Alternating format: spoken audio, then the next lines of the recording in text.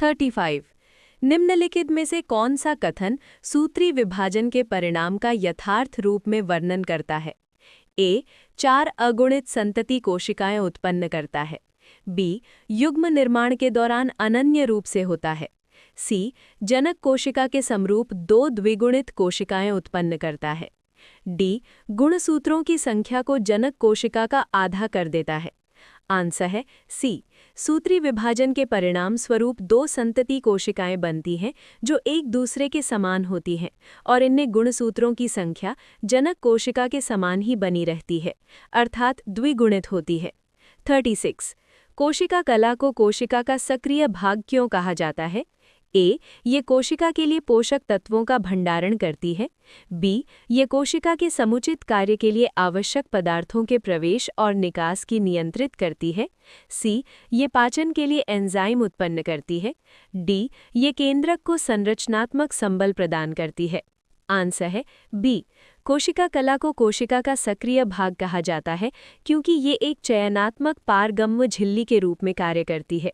ये कोशिका के समुचित कार्य के लिए आवश्यक पदार्थों के प्रवेश और निकास को नियंत्रित एवं नियमित करती है।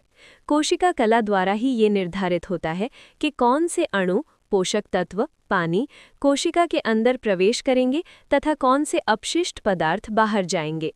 ये सक्रिय और निष्क्रिय परिवहन दोनों के माध्यम से कोशिका और उसके वातावरण के बीच पदार्थों के प्रवाह को नियंत्रित एवं नियमित करती है। 37। सुकेंद्रकी कोशिका में आनुवंशिक जानकारी संवहन करने वाली सूत्रवत संरचनाएं मुख्यतः पाई जाती हैं। ए. गोल्जिकाय। सी. कोशिका द्रव्य। बी. केंद्रक। डी. राइबोसोम। आंसर है बी. सुकेंद्रकी कोशिका में आनुवंशिक जानकारी संवहन करने वाली सूत्रवत संरचनाएं मुख्यतः केंद्रक में पाई जाती हैं। केंद्रक के अंदर डीएनए गुणसूत्र के रूप में पाया जाता है जो कोशिका की आनुवंशिक सामग्री और जानकारी का वाहक होता है। 38।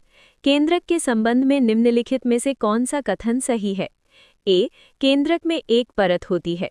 बी. केंद्रक में माइटोकॉन्ड्रिया होते हैं। सी. केंद्रक में हरित लवक होता है। डी. केंद्रकीय झिल्ली में रंध्र होते हैं। आंसर है डी.